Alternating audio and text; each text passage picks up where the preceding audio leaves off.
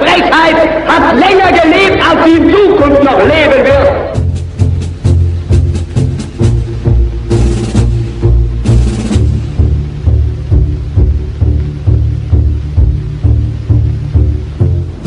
Seit 5:45 Uhr wird jetzt zurückgeschossen. Und von jetzt ab wird Bombe mit Bombe vergolten.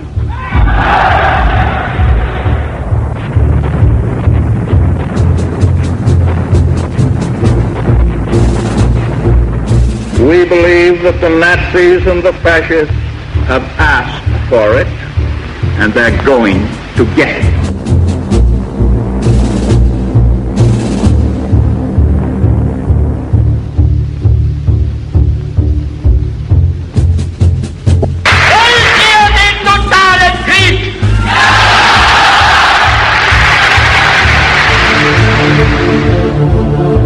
Los socios americanos de Hitler.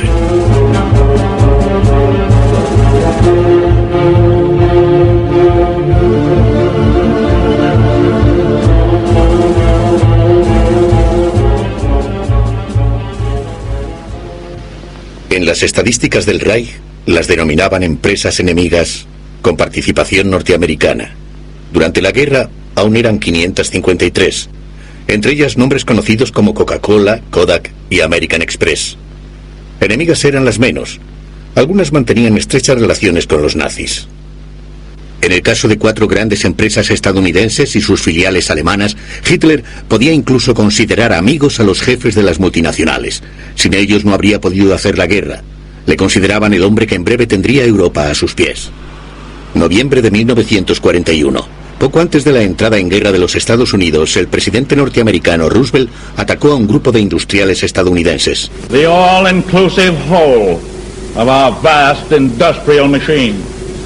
That output cannot be hampered by the selfish obstruction of any small minority, a small but dangerous minority of industrial managers who perhaps hold out for extra profits or for business as usual.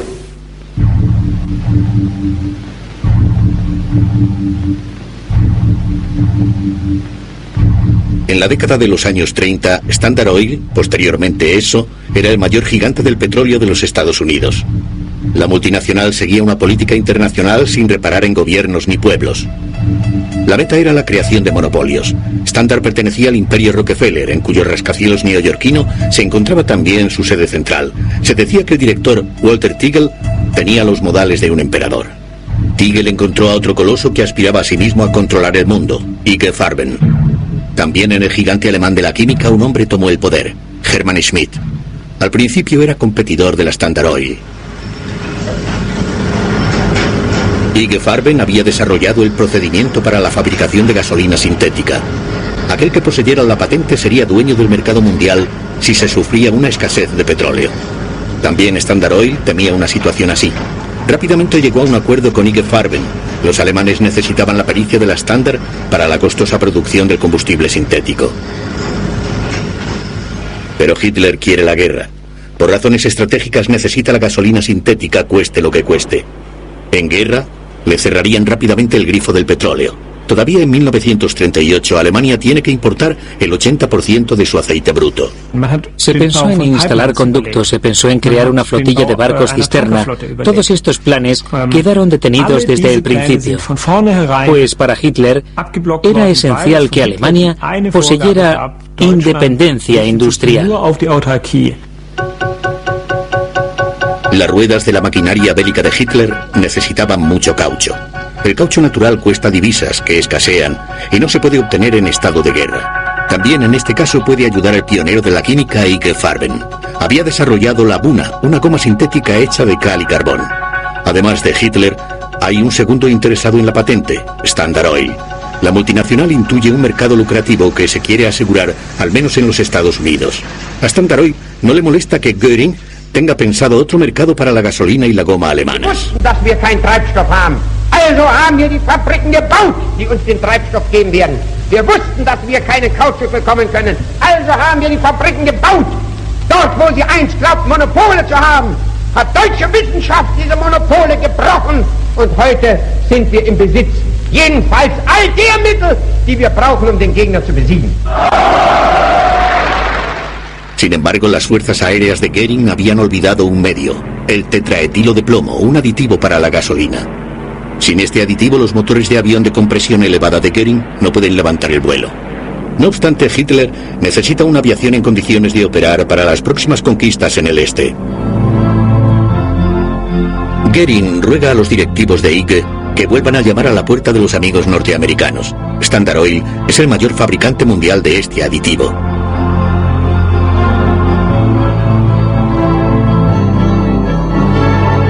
El director de la empresa, Walter Tigel, en Nueva York, y el director de IG Farben, Hermann Schmidt, en Berlín, habían decidido hacía tiempo la construcción de 2 fábricas de tetraetilo de plomo en Alemania. En julio de 1938, sin embargo, su producción es todavía insuficiente. Un rápido suministro directo debe evitar situaciones apuradas. La filial de Standard Oil en Londres suministra inmediatamente antidetonante por un valor de $20 millones a los nazis, a pesar del riesgo inmediato de guerra. Ahora Hitler puede anexionar los Sudetes y preparar la invasión de Checoslovaquia. En el verano de 1939, poco antes de la invasión nazi de Polonia, los ingleses vuelven a suministrar tetraetilo de plomo por un valor de $15 millones. Así se posibilitan también los primeros ataques relámpago a Inglaterra.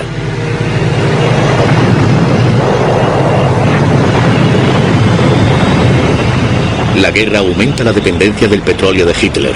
La producción sintética en Alemania solo aporta la mitad de la cantidad necesaria. De nuevo se encuentra a merced de los amigos norteamericanos. Standard Oil posee casi la mitad de los campos petrolíferos rumanos de Ploesti. Se trata de la fuente de aceite bruto más importante de Alemania. Desconfiado como es, Hitler arrincona a los rumanos. Dejan de tener voz en la sociedad petrolífera rumano-americana de la que son socios y tienen que ceder a la Luftwaffe la protección de los campos petrolíferos. Sin embargo, Hitler aún necesita más.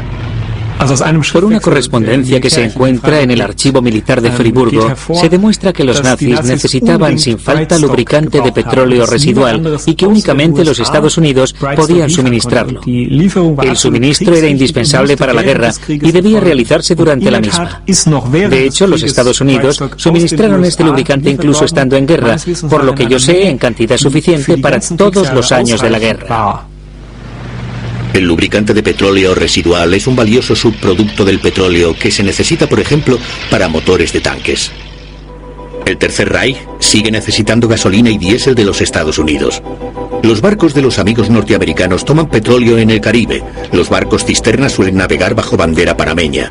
En el Atlántico acechan buques de guerra británicos que intentan torpedear con un bloqueo naval el suministro de petróleo para Hitler. La Marina es, en mi opinión, un caso especial, pues hicieron negocios directamente con los Estados Unidos y con los países caribeños. Se pueden demostrar negocios directos, no por medio de facturas, pero sí con notas de actas, en donde se ve claramente que se inician los tratos, que se sabe también que son negocios germano-estadounidenses.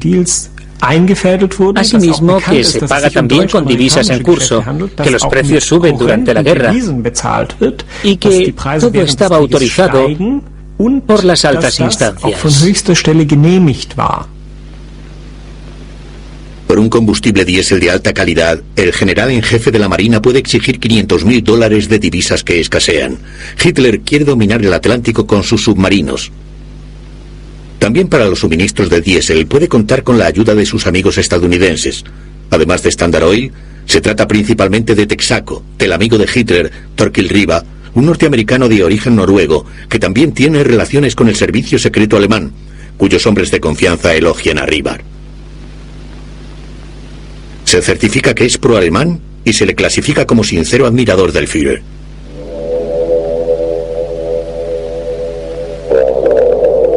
Los buques cisterna de los forzadores del bloqueo suministran petróleo a los alemanes del continente en Tenerife y otros puertos españoles. Incluso lo trasvasan a submarinos alemanes en mar abierto frente a la costa española.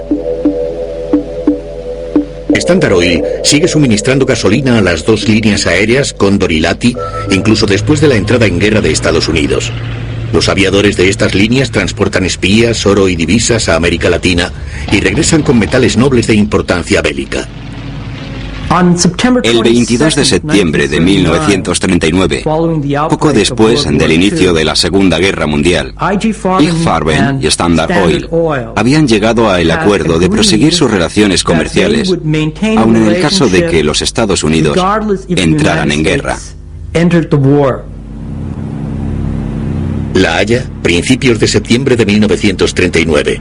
Los directores de Standard Oil e IG Farben llegan a un acuerdo secreto. IG Farben quiere evitar el embargo de sus patentes por los países enemigos. La multinacional estadounidense, Amiga, parece un sitio seguro para ellas. Para la transmisión de la patente Buna de goma sintética, Standard Oil tiene que comprometerse por orden del Ministerio de Economía del Reich a utilizar la patente únicamente con autorización de los alemanes. El jefe de la empresa, Tigel, acepta el trato. El ataque de los japoneses a Pearl Harbor desencadena la guerra en el Pacífico. Por ello, los norteamericanos quedan incomunicados con su mayor proveedor de caucho, Malasia. A pesar de la escasez de goma en los Estados Unidos, Standard Oil se atiene a su acuerdo con los alemanes. El procedimiento Buna no debe caer en manos de rivales como Goodyear. El influyente senador Baru, al que el presidente Roosevelt ha confiado una investigación, se dirige a la nación. We find that the existing rubber situation to be so dangerous that unless corrective measures are taken immediately, this country will face both a military and a civilian collapse. Al mismo tiempo, hay que racionar la gasolina en este país donde abunda el petróleo.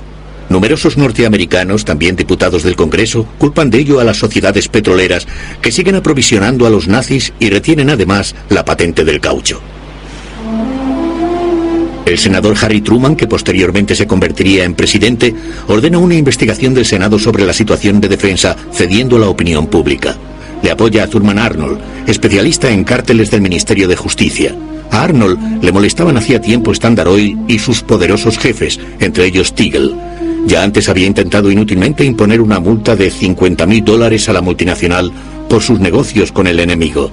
Con una mención de su importancia para los Estados Unidos en guerra, los directores habían conseguido rebajar el importe a $1.000. En la sesión del Senado, Arnold acusa a Standard Oil de una conspiración prolongada a favor de los nazis por seguir reteniendo la patente del caucho. En una posterior conferencia de prensa, Truman habla de traición.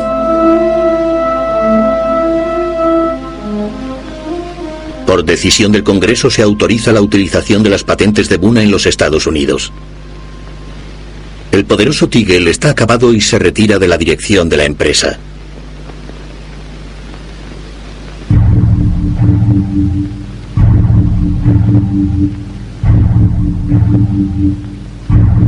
El Führer y el Opel Blitz eran camaradas inseparables. Hitler y sus soldados lo utilizaron para el avance y después también para la retirada. Hitler era el espíritu de Opel. Lo que esto debía significar estaba claro: rendimiento, orden, fidelidad. Ya a principios de la década de los años 30, Opel, filial de la multinacional estadounidense General Motors, comienza a fabricar camiones militares. Al principio, sin embargo, en 1935, Hitler no habla de guerra, quiere el coche del pueblo. Die Ausstellung war beherrscht von dem Willen des Führers. Schafft den deutschen Volkswagen. Opel cree tenerlo ya con el P4, el coche pequeño más económico de su época. La empresa quiere el encargo, pero no lo consigue. Hitler quiere un vehículo de uso también militar, que los camaradas del pueblo puedan pagar para sus excursiones por Europa. En un principio, el coche cubo se convierte en el modelo de coche del pueblo más corriente.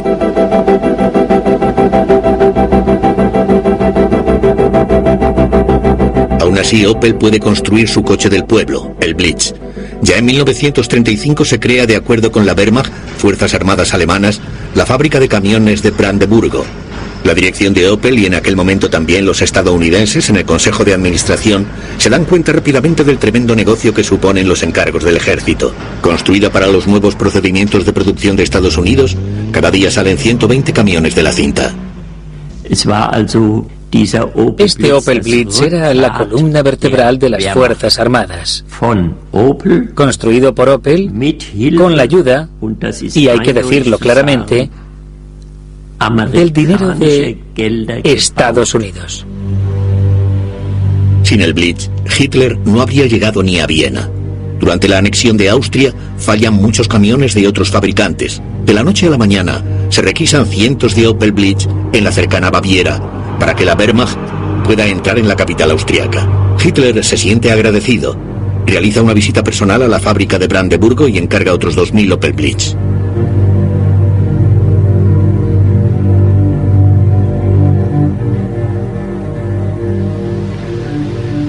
Durante la década de los años 30 y al inicio de la guerra hay un estadounidense que se ocupa de forma especialmente activa de las posesiones de GM en Alemania, James D. Mooney, el vicepresidente de la empresa.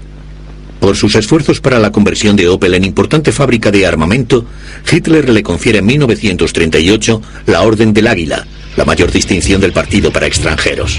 El Opel Blitz pasa las pruebas de fuego donde quiere que se lo utilice, en las conquistas del Este, la anexión de los Sudetes y la invasión de Checoslovaquia, pero también en las campañas relámpago hacia el oeste. En pocas semanas quedan sometidas Holanda, Bélgica y Francia.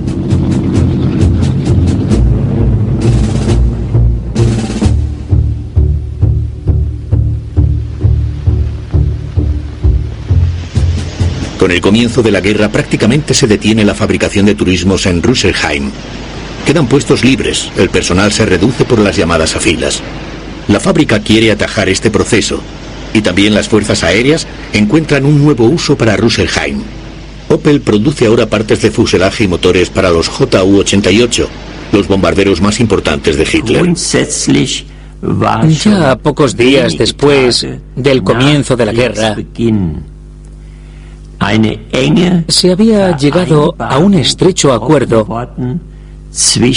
entre la Luftwaffe y la fábrica de Rüsselsheim. Esto se vio favorecido también por la reunión con el vicepresidente Mooney, que no solo tenía relaciones con la dirección del Partido Nacional Socialista, sino que se encontraba entonces en Berlín. Acudió a Rüsselsheim y se reunió finalmente con Göring. En su conversación con Göring, Mooney expresa una cierta simpatía por la política de los nazis. También él opina que Alemania había recibido un trato demasiado duro por parte de Francia e Inglaterra después de la Primera Guerra Mundial. Göring anima a Mooney a que haga de intermediario entre los países en guerra. Mooney lo consulta con el presidente Roosevelt y este accede a ponerse a disposición como moderador. Roosevelt desea a Mooney buena suerte en su misión. Berlín, febrero de 1940. Una carta aduladora al querido canciller del Reich abre a Mooney el acceso a Hitler en la nueva Cancillería del Reich. En un diario que nunca llegó a publicarse por oposición de General Motors, Mooney informa sobre su conversación con Hitler. En su informe a Roosevelt, describe a Hitler como acogedor y amistoso. Sin embargo, las exigencias megalómanas del Führer, que quiere que se reconozca a la Alemania nazi como potencia mundial, tienen a Roosevelt sin cuidado. Mooney ha desempeñado su papel de idiota útil. Messerschmitt, el subsecretario del Departamento de Estado, califica a Mooney posteriormente de fascista. El curioso episodio en torno a Mooney, el amigo de los nazis, no tuvo influencia alguna sobre el curso de la historia. Opel siguió fabricando vehículos militares, más de 100.000 tan solo en los años de guerra, que se necesitaban urgentemente debido a las elevadas pérdidas. El general von Schell, encargado de camiones de Hitler, certificó a Opel en 1941 que la guerra no habría podido llevarse a cabo sin la empresa. Entretanto, se había perdido la campaña aérea contra Inglaterra. Opel no podía construir Ju-88 con tanta rapidez como caían del cielo. Todo esto tiene un efecto positivo sobre los beneficios, lo que despierta envidias y rivalidad en el partido y los ministerios. En 1941, General Motors rechaza una oferta para vender Opel y retirarse de Alemania. En una misiva al comisario del Reich para propiedades enemigas, GM declara que justo había comenzado a identificarse con el destino global de Alemania. El trasfondo, sin embargo, son consideraciones de tipo financiero. GM acababa de anular físicamente en los Estados Unidos sus posesiones alemanas, ganando en el proceso $22 millones. Si el Reich le hubiera concedido una indemnización, habría tenido que declararla. Durante los 2 primeros años de guerra, los directivos estadounidenses permanecieron en sus puestos, aproximadamente hasta mediado del año 1941, cuando comenzaron a ponerse nerviosos y a retirarse de Alemania. Lo que significa que las juntas directivas de estas empresas norteamericanas seguían estando compuestas por ciudadanos estadounidenses. Los directivos norteamericanos se dirigieron al comando de armamento alemán y aclamaron: ¿cuántos camiones tenemos que suministrar? ¿Cuántos trabajadores forzados necesitamos? Conseguidnos personal y materiales. ¿Qué papel desempeñamos en el plan de producción global? Los estadounidenses vieron que su cliente tenía unas necesidades determinadas e hicieron todo lo posible por satisfacerlas lo más eficientemente posible. Mientras tanto, General Motors obtiene unos beneficios inmensos de la producción norteamericana de armamento que ahora organiza Mooney. Como oficial de reserva de alta graduación se considera un patriota. El jefe de Mooney, Sloan, aportó la filosofía comercial para ello. Una empresa internacional que opera en todo el mundo debería llevar a cabo sus actividades bajo puntos de vista estrictamente económicos, sin tener en cuenta la actitud política del país en el que se desarrollan. No somos una institución benéfica, conseguimos beneficios para nuestros accionistas. Una vez comentábamos, menuda ironía, aquí se fabrican los camiones para luchar contra los norteamericanos. Sí, así era. Y, sin embargo, no sufrimos ningún ataque. Pensamos que era comprensible. Los norteamericanos no iban a ser tan estúpidos como para reducir a escombros su propia fábrica. Los norteamericanos no son estúpidos. Los bombarderos estadounidenses destruyen casi por completo la fábrica de Brandeburgo el 6 de agosto de 1944. No obstante, General Motors se embolsa años después una indemnización de $32 millones de los contribuyentes estadounidenses.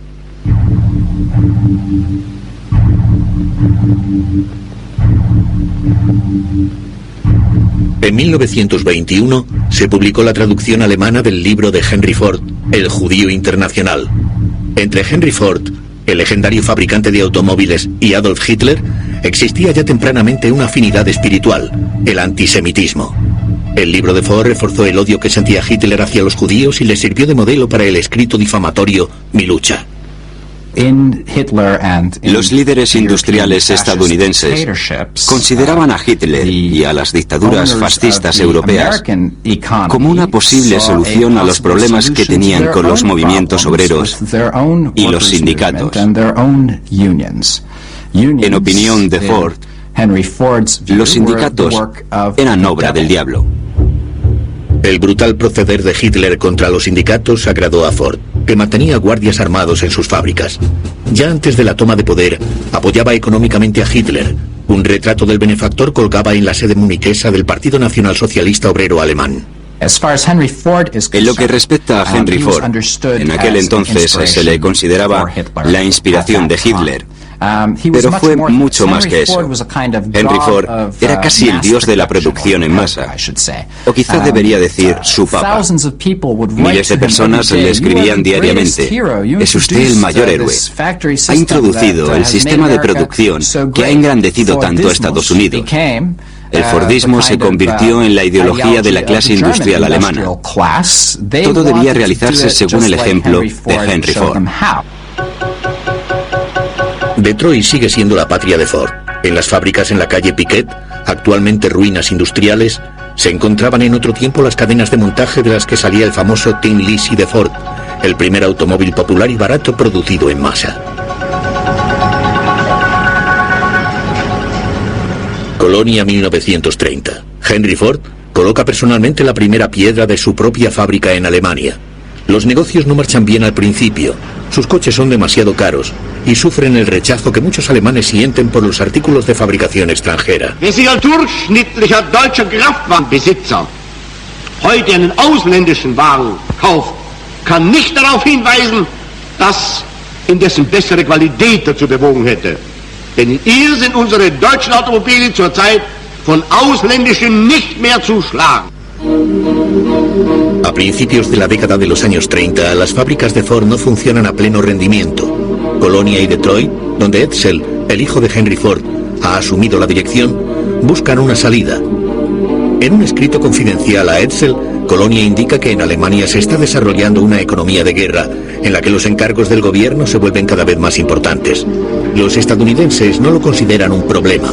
Venden sus 8 cilindros como motor para un vehículo todoterreno militar. Ha comenzado la adaptación de las fábricas Ford. Detroit acepta también la siguiente condición. Los fabricantes extranjeros de automóviles ya no reciben caucho para las llantas y tampoco divisas para la importación. Tienen que conseguir la goma por trueque y ceder el 25% de ella para fines armamentísticos.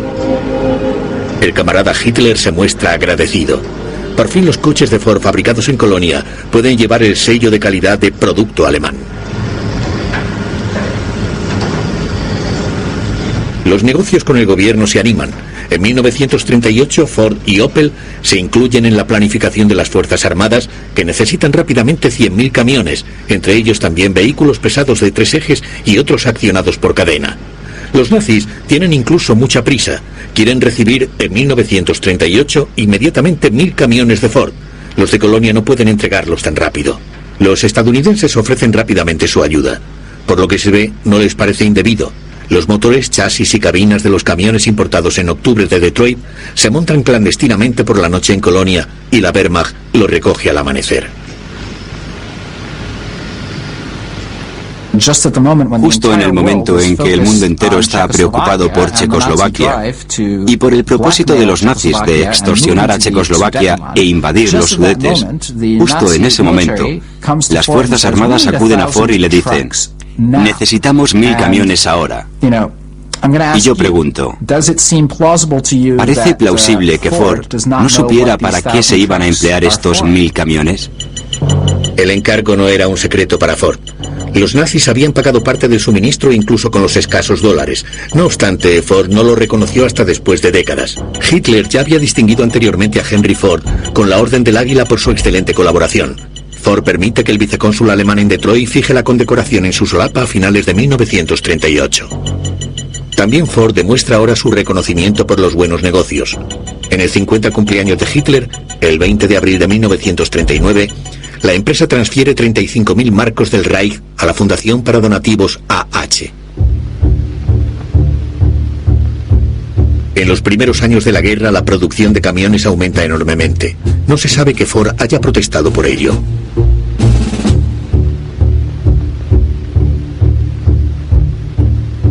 Cuando Henry Ford se entera que la fábrica de Dearborn debe producir 6.000 motores para la Royal Air Force británica, se opone.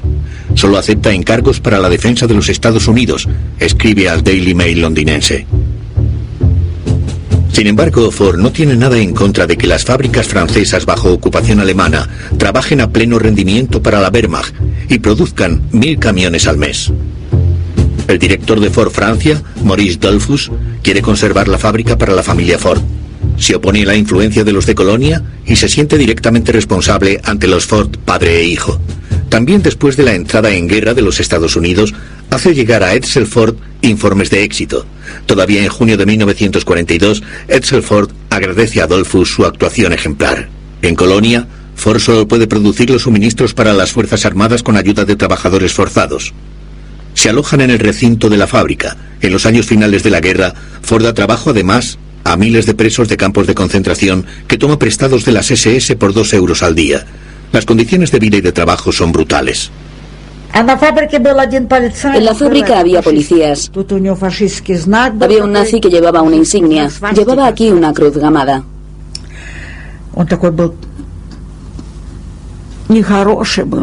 Era cruel, repugnante. Nos odiaba a nosotros, los rusos. Cerdos rusos, cerdos rusos. Así nos insultaba siempre. Una vez me pegaron cuando realizaba el turno de noche por llegar 2 minutos tarde. Aquel nazi tiró a mi amiga durante el trabajo por una escalera de hierro. Ella perdió el conocimiento. Un golpe en la cabeza no era nada. Para ellos no éramos personas. Desde que los Estados Unidos han entrado en guerra, Ford se ha convertido en un ardiente patriota. Ahora sus fábricas producen aviones, camiones, tanques y barcos para la victoria de Norteamérica. En Colonia, Ford fabrica hasta el final de la guerra 78.000 camiones militares y 14.000 vehículos accionados por cadena. Colonia está siendo bombardeada desde 1942 por los aliados y queda casi completamente destruida. La fábrica de Ford es respetada hasta finales de 1944 y luego sufre pocos daños. En 1965, Ford exige a una comisión gubernamental norteamericana $7 millones por daños de guerra. La comisión reduce la cifra a $500,000 debido a métodos dudosos de cálculo de la empresa.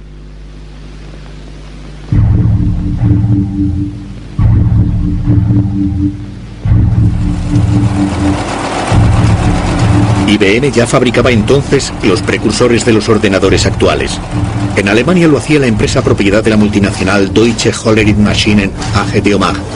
Por medio de tarjetas perforadas, podían procesar rápidamente cifras para estadísticas, asientos y cálculos e imprimir los resultados.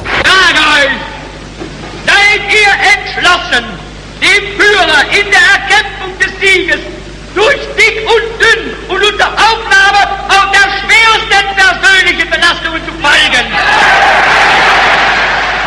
Entre el público de Goebbels, un hombre aplaudió con especial entusiasmo, Albert Speer.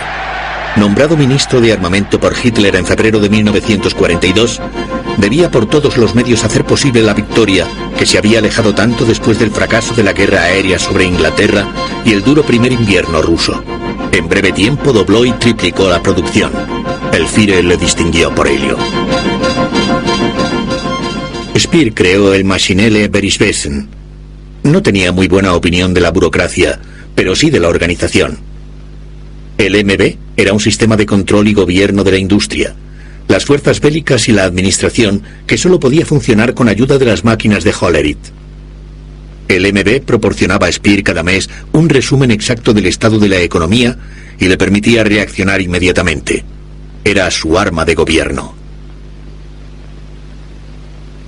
El informe rápido mensual sobre la producción de guerra, realizado con tarjetas perforadas, era un asunto secreto del Reich y se limitaba a 12 ejemplares.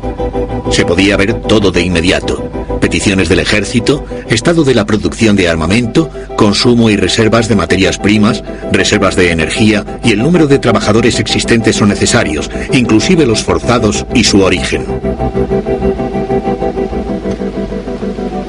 La toma de poder de Hitler dio un enorme impulso a la filial alemana de IBM. Si sus máquinas se utilizaban ya anteriormente en la mayoría de las grandes empresas industriales, pronto el gobierno se convirtió en uno de sus clientes más importantes. En 1935, de OMAG construyó en Berlín-Lichterfelde una gran fábrica nueva. Con la activación de la producción de armamento de Hitler, conseguimos muchísimos encargos y nuevos clientes. En aquella época nos iba de maravilla, financieramente y desde todo punto de vista. Desde el principio pusieron un gran cartel en el muro: empresa modelo del Frente Obrero Alemán. Así podíamos demostrar que éramos capaces de aportar mucho a la construcción del Estado de Hitler. Ese fue el motivo de aquella distinción. También el presidente de IBM, Thomas Watson, está impresionado por el éxito de OMAG y le gusta viajar con frecuencia a Alemania. En el verano de 1937, la Cámara de Comercio Internacional celebra su Congreso Mundial en Berlín. Watson acepta el cargo de presidente. Según un artículo del New York Times, durante la celebración en la Krolloper se encuentra entre los extranjeros que elevan el brazo derecho en el saludo nazi al entrar el Führer. Sin embargo, lo vuelve a dejar caer a media altura. Al día siguiente es recibido por el Führer. Se consideraba a Watson un admirador de Adolf Hitler, al que ya había apoyado antes de la toma de poder. En aquel momento me parecía que teníamos una buena relación con el gobierno y con IBM. Watson afirmó públicamente, lo que luego reflejó la prensa, que Hitler se encontraba en el camino correcto con sus planes y que todo iba a salir bien. Nosotros, naturalmente, estábamos encantados. También Watson recibe la Orden del Águila del Führer. Se la coloca Hallmarschall, que entonces era todavía el ministro de Economía nazi. Watson sigue convencido de que Alemania se encuentra en el camino correcto, incluso después del programa nocturno del Reich, durante el que los nazis proceden de forma extremadamente brutal contra los judíos. Aunque los periódicos norteamericanos dejan bien claro el objetivo de los nazis, el exterminio de los judíos. También se cuenta con la colaboración de Deomag, que cumple el mayor encargo del gobierno hasta ese momento con gran celo. Sus máquinas realizan el Gran Censo de 1939, con el que los fanáticos racistas de las SS quieren averiguar cuántos judíos viven en Alemania, los Sudetes y Austria. Para una segunda tarjeta, la llamada tarjeta complementaria, se pide también el nombre y la dirección, la raza y el origen de los padres y abuelos. El Departamento de Razas de las SS quiere detectar así a todas las personas judías, medio judías o con un cuarto de sangre judía. A Hitler no le importa la religión, sino la raza. IBM se mantuvo neutral y prácticamente no se mezclaba en esos asuntos, porque si convenzo a alguien de algo siempre estaré pisando a otro, y eso no lo querían en Deomag. ¿Era la política de la empresa? La política de la empresa, naturalmente. Con la invasión de Polonia comienza la política de exterminio en el este. Cracovia se convierte en la capital de la zona ocupada de Polonia, transformada en gobernación general. Hermann Frank, el brutal gobernador de Hitler, reside en el castillo de Cracovia. Los fanáticos del orden ven también aquí una tarea para las máquinas Hollerith. En Cracovia se crea un gran departamento estadístico. También los enviados de Watson se encuentran allí. La representación de IBM en Cracovia cambia de nombre a Watson Business Machines. Con la ayuda de las tarjetas perforadas, se quieren obtener datos económicos y registrar a los polacos como trabajadores forzados. Sin embargo, la caótica administración nazi solo cumple parcialmente este objetivo. La exterminación de los judíos ya se había iniciado anteriormente con la ayuda de antiguos censos. Las diferentes sedes de Maschinenfeldwesen en Polonia, Austria, Francia, etc., tenían todas empleados o directores de IBM, es decir, nuestros hombres, que habían sido transportados allí y participaban en los trabajos. 1943. La escasez de mano de obra retrasa la producción de guerra. El ministro de Armamento Speer quiere movilizar las últimas reservas. Hay que seleccionar de forma dirigida los presos en campos de concentración según su profesión y distribuirlos en el Reich para trabajar. En los campos de concentración se crean departamentos de registro Hollerith. El departamento de Hollerith en el campo de concentración de Stutthof era el número 12. Y yo organizaba el grupo de escribientes, unos 14 o 16, que rellenaban todas las fichas de los presos. Lo más importante era indicar la profesión. Las profesiones eran muy importantes para la producción. Los datos de los presos se pasaban a tarjetas Hollerith en la central berlinesa de las SS. Cada campo de concentración tenía un código numérico propio que formaba parte también del número de preso.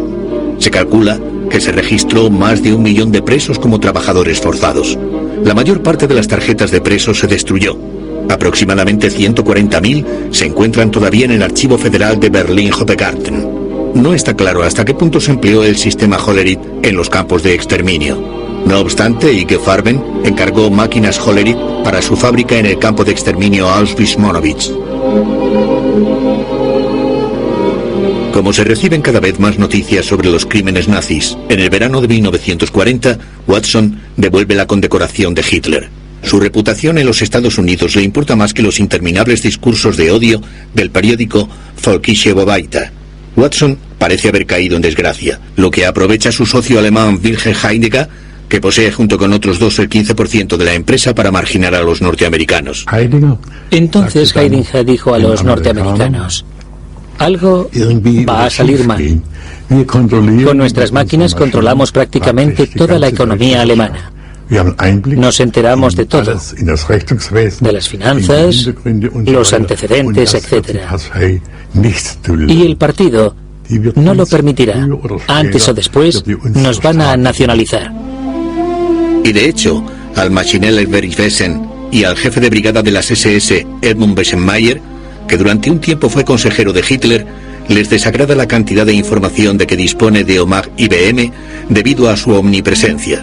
Bessenmayer apoya la nacionalización según el lema «Es correcto aquello que beneficia al pueblo alemán». Sin embargo, Watson no renuncia tan fácilmente. En 1940 envía a Berlín a su hombre de confianza, Harrison Chauncey, quien no solo negocia con el jefe de Die OMAG, Heidinger, sino también osadamente con Bessenmayer, de las SS, e informa a Nueva York en clave por intermedio de la embajada estadounidense. Bessenmayer se volvió conciliador en el transcurso de las negociaciones. Los nazis necesitan a IBM para su maquinaria bélica. En lugar de la nacionalización, IBM debe contentarse con la minoría de acciones. Siguiendo instrucciones de Watson, Chauncey también rechaza esto con el razonamiento: si los alemanes ganan la guerra, Europa quedará abierta para nosotros, y si la pierden, todo seguirá como hasta ahora. Con la entrada en guerra de Estados Unidos, los nazis renuncian a la expropiación y nombran a un fideicomisario de Die OMAG para IBM. Watson puede estar contento. De esta forma, IBM queda como propiedad de la empresa alemana Die OMAG hasta el fin de la guerra. Al Ministerio de Justicia estadounidense, la posición de IBM en Alemania le parece cada vez más sospechosa. Un experto en economía de la guerra del ministerio, Harold Carter, comienza a redactar un resumen sobre las actividades de IBM en Alemania y Europa, el informe Carter de 1943. En un anexo anónimo, evidentemente de un colaborador resentido de IBM en Europa, se califica la empresa de monstruo internacional, que pertenece a la misma clase que los nazis. El informe no tiene consecuencias. Los que se quedaron fueron los ganadores. Antes de la guerra, crearon la maquinaria bélica alemana. Durante la guerra, la destruyeron como socios del Pentágono. Y después de la guerra, regresaron por encargo del ejército norteamericano para controlar la industria alemana. Ya a finales de 1943, el inspector jefe Hiller de la Dirección General de Finanzas Berlín-Brandeburgo mencionó a Opel, Ford y Hollerith como empresas que habían obtenido pingües beneficios hasta ese momento. Dado que los dividendos y beneficios no se podían transferir al extranjero, se emplearon para aumentar el capital de las empresas. Los accionistas no resultaron perjudicados, todo lo contrario. Después de la guerra, la viuda del presidente Roosevelt, Eleanor, se horrorizó al enterarse que los accionistas se habían beneficiado de que las fábricas de Ford en Alemania y Francia obedecieran a los nazis. El 19 de septiembre de 1945 escribió en el New York Times: «Las complicaciones comerciales tienen un extraño efecto sobre nuestro patriotismo y nuestro sentido de la ética».